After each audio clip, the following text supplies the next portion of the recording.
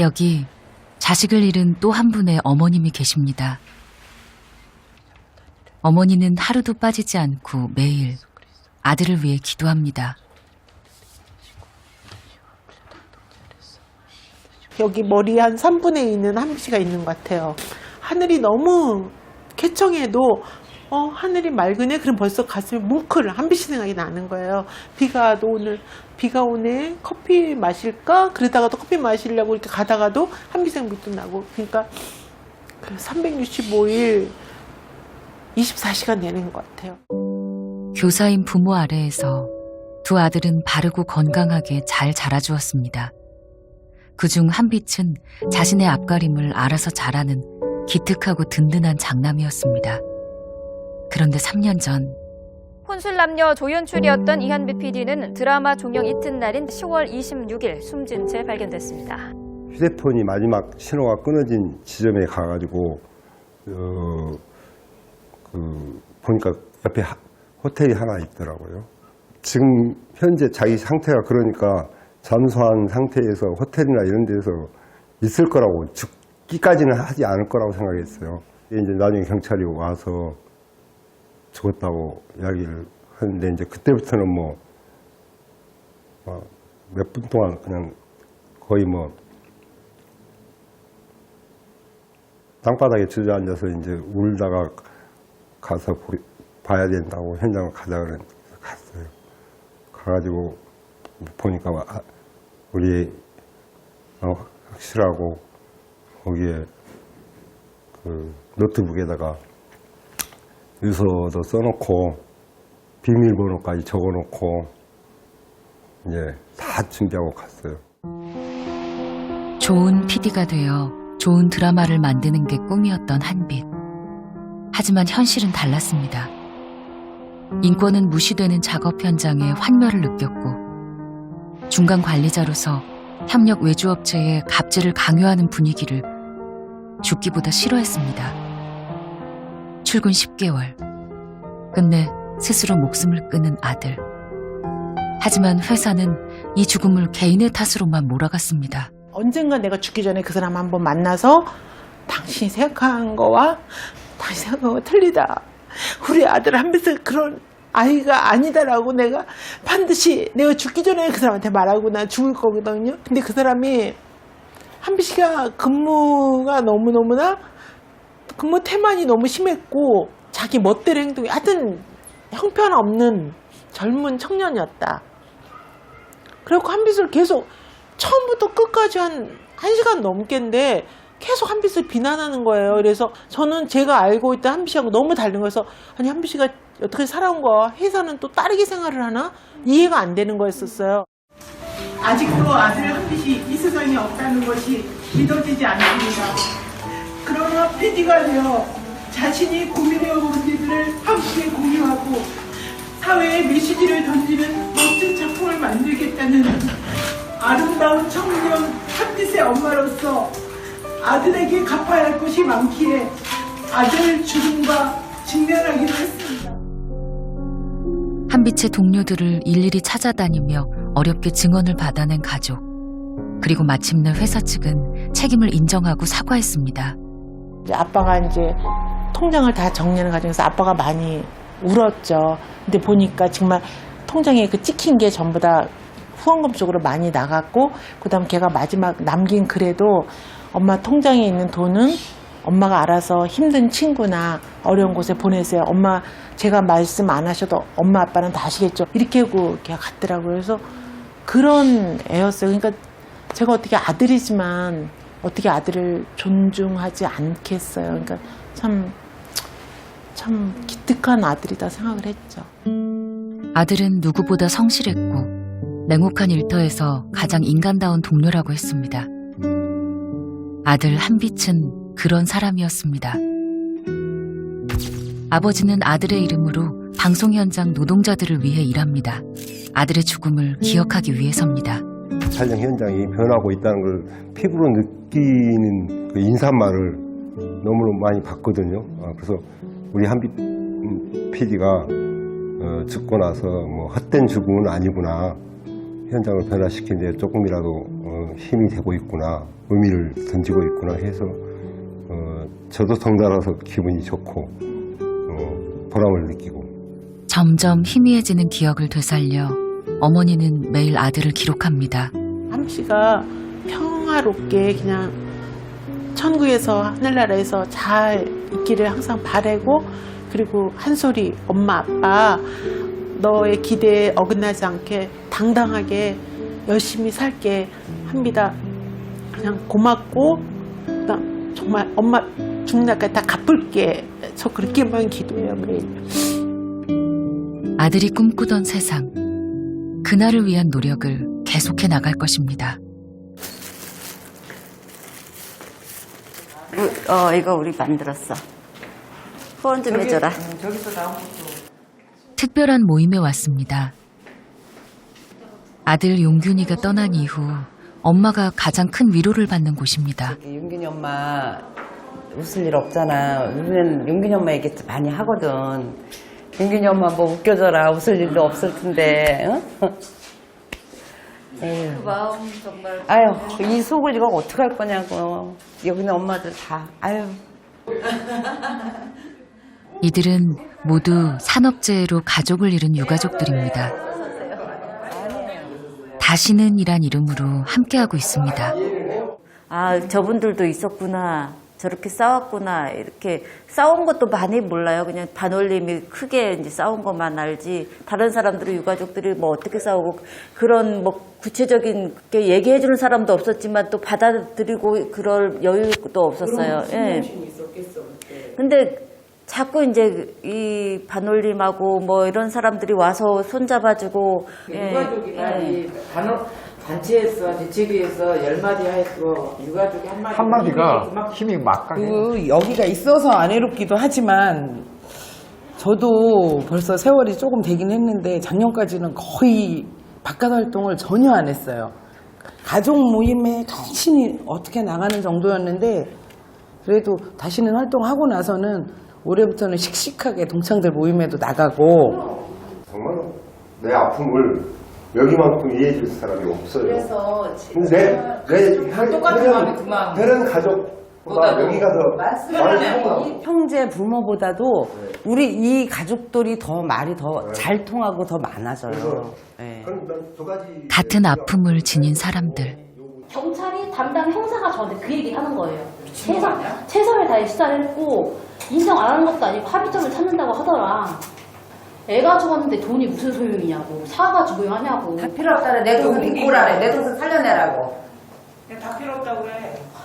서로에게 힘을 얻고 힘이 되어주고 있습니다. 그래서 거기서 저희가 알아본 자료를 알려줬어요. 이런 것들 아니야. 이거 이렇게 그래서 이렇게 하니까 다 수사 제대로 다시 해보라고. 다 모르는 거예요. 그런 걸 다 몰라. 경찰서 앞에 가서 피켓 들고 서 있어. 이 조사 제대로 해라 이거 그럼. 하잔 말이야. 아니 조사. 자기가 맘만 먹으면 이렇게 우리라도 한 번씩 와서 하루씩 같이 도와줄 수 있으니까. 일단 1인 시위는 집회 신고 안 해도 돼. 그러니까 무조건 가서 거기 가서 피켓 들고 서 있어. 이걸 뭔가 액션을 취해줘야지 기다리고 있어라 했다고 해서 가만히 기다리고 있지. 얘네들 그거 분명히 그냥 추락사로다가 해고 그냥 말아버려, 마무리해버려. 아니 그때 내가 그런 얘기 했었어요. 이거 동균이 때 이런 식으로 지금 하다가 학교나 뭐 교육부나 교육감이나 여기 분명히 이거 또 제2, 제3회 이런 일이 터진다 그랬더니 절대 앞으로 그런 일 없을 거라고. 누가 장담해? 없을 거라고. 뭐가 바뀌어야지 그치지. 그냥 말로 이렇게 하는 거야, 쟤들은. 말로 그냥 이렇게 달래고. 얼른 쉬어요. 달래고 하는 너 얼른 가라 그 소리야. 맞아. 근데, 뭐, 불과 몇 개월 있다가 뭐 수연이, 그 다음에 또 우리 그 민호, 이런 거 터지는 거 보고, 야, 넌 뭐, 진짜 나라, 이런 식들. 누군가 민호가 나갔을 때 너 이 기계가 이렇게 위험하니까 너 조심해라. 말 한마디 없어서 깔려 죽었잖아. 2인 1조만 돼서도 스위치만 내려줘서도 이렇게 안 됐잖아. 이런 교육도 누군가 받은 적 있는 사람이 있으면 나와보라래. 없잖아. 동준이 사고 났을 때 학교 가서 했던 얘기가 실습 나가는 애들한테 안 가르치냐 그랬더니 가르쳤대. 1년에 2시간. 이 평생 나가는 직장 애들을 안 가르쳐서 보내냐. 자기네 법대로 다 했다는 거야. 세상이 이렇게까지는 아무도 몰랐어. 꿈에도 몰랐어. 세상이 애가 딱 죽고 나서 1년이 딱 지나고 하니까 이게 나라냐. 이건 나라가 아니야.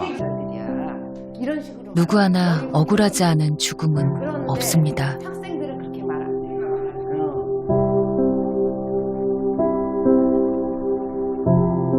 2년이 다 되어 갑니다. 그날 이후 줄곧 병원 신세를 지고 있습니다.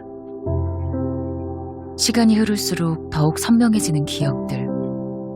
극복하려야 극복되지 않고 자꾸만 무너집니다. 침대 안에 이렇게 갇혀 있으면 막 심장이 빨리 뛰고 참으려고 하니까 이제 그 속에 이제 막 우울하고 막 불안하고 막 이제 잠은 어땠어요? 잠은 들기가 힘들고 보통 3번, 4번 뭐 어제 같은 경우는 이제 거의 못 자고 날씨가 이럴 때는 더 그런 것 같아요. 그리고 잠들기 전에 한 약을 먹어도 2시간 정도를 잠을 못 자요. 온전한 정신으로 버티기가 힘이 듭니다. 뭐 TV를 보고 있어도 그냥 눈만 가 있는 거지 집중을 할 수가 없는 거예요. 머리는 다른 생각을 하고 있고 민호 생각으로 막 가득 차 있으니까 막 내가 막 내 머리를 때려가면서 하지 말아야지 이렇게 하는데도 금방 그러고 고개 들면 또 벌써 민호 생각이 또 하고 있고 그래서 자꾸 막 민호가 엄마하고 금방 올 것 같은 그런 기분이 든다는 거죠. 귀에서 뭐 잉 소리가 날 정도로. 마음이 힘들 때마다 발길이 닿는 이곳에는 매일 매 순간 보고 싶고 그리운 아들 민호가 있습니다. 민호야, 엄마 왔네? 잘 있었어? 초콜릿. 민호 나 초콜릿 좋아하니까. 초콜릿. 사탕. 너 엄마가 사탕 그만 먹으라고 이빨 안 좋다고 매일 했는데 엄마가 사탕 너 좋아하니까 가져왔어.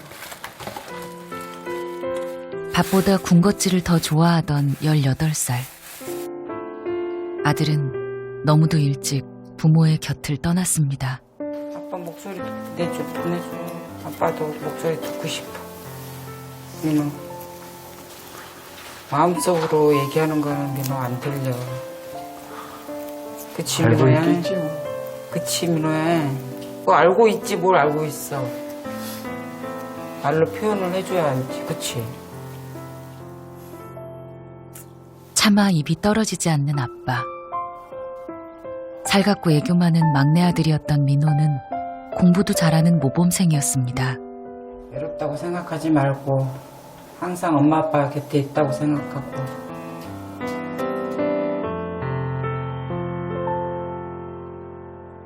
어려운 가정 환경에 일찌감치 대학을 포기하고 특성화 고등학교에 진학한 아들.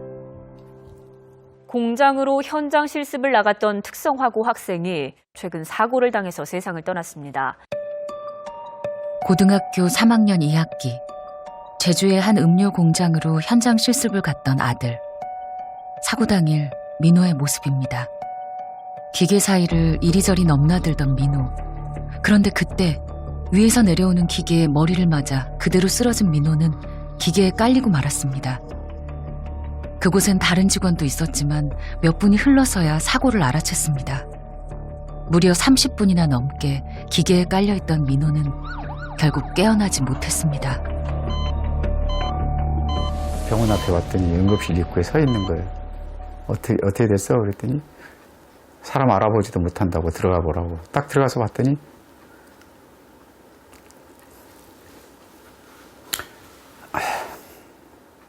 차마 말할 수 없는 힘겹고 두려운 기억입니다.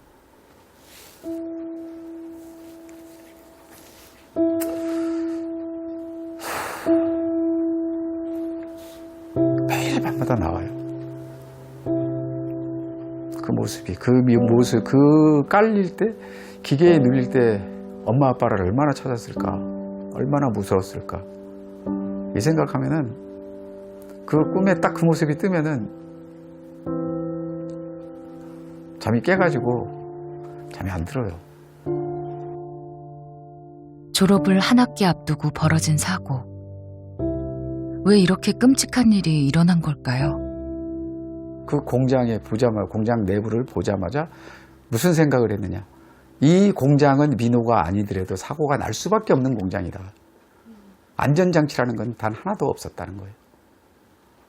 자동화 기계 컨베이어 벨트가 돌아간다 그러면은 쓸림 사고라든지 끼임 사고가 발생할 수 있으니까 안전망이 설치가 돼야 돼요. 안전망이 설치가 안 됐어. 그래서 그 공장장한테 왜 이런 데는 안전망이 설치가 돼야 되는데 왜 설치를 안 했느냐 그랬더니 공장장이 하는 소리가 그거는 근로기준법상의 권고사항이지 의무사항이 아닙니다. 해도 되고 안 해도 된다. 그럼. 민호가 깔린 기계의 안전장치 설비 비용은 단돈 5만 원. 제대로 설비만 갖췄더라도 숙련된 직원 한 명만 함께였더라도 아들은 살 수 있었습니다. 문제는 이뿐만이 아니었습니다. 민호가 그 J-크리에이션 현장 실습 가면서 현장 실습 표준 협약서거든요. 근데 이 내용을 보면은 현장 실습생은 일일 근무 시간이 7시간에 한정돼 있다고 돼 있어요. 7시간만 할 수 있고 단 일일 7시간으로 한다. 다만 사업주가 현장 실습생이 동의를 얻을 경우에 한해서 1시간 한도로 연장할 수가 있다. 그렇게 돼 있어요. 현장 실습생에게 하루 최대 8시간 이상 일을 시키면 안 됩니다. 하지만 민호는 12시간 이상 일하는 날도 잦았습니다. 뿐만 아니라 주말에도 일을 하면 안 되지만 이 역시 지켜지지 않았습니다. 제대로 된 교육도 받지 못한 것으로 보입니다. 아무것도 모르는 현장 실습생에게 기계까지 맡겼습니다. 주말도 없이 하루 12시간씩. 사고가 일어날 수밖에 없는 현장이었습니다. 해당 업체가 위반한 사항은 총 680건. 소중한 목숨까지 잃었지만 처벌은 너무도 가벼웠습니다. 관리감독 기관이 어디냐? 어디라고 생각하세요? 교육부에서는 노동부로 넘기는 거예요. 노동부에서 그걸 할 겁니다. 노동부에다가 물어봤어요. 이거에 대해서 어떻게 하시느냐? 자기들은 근로계약서만이 자기들이 몫이지 표준협약서에 대해서는 자기들이 책임이 없습니다. 교육부도 책임이 없고 노동부도 책임이 없다는 거예요. 교육부는 그러니까 결국은 부모 책임이지. 결론은 부모 책임이에요. 책임 소재가 없어요. 딱 한 사람이 있어요. 담임 선생님. 담임 선생님이 징계받았어요. 담임 선생님이 왜? 학생 관리 잘못했다고. 이게 대한민국이에요.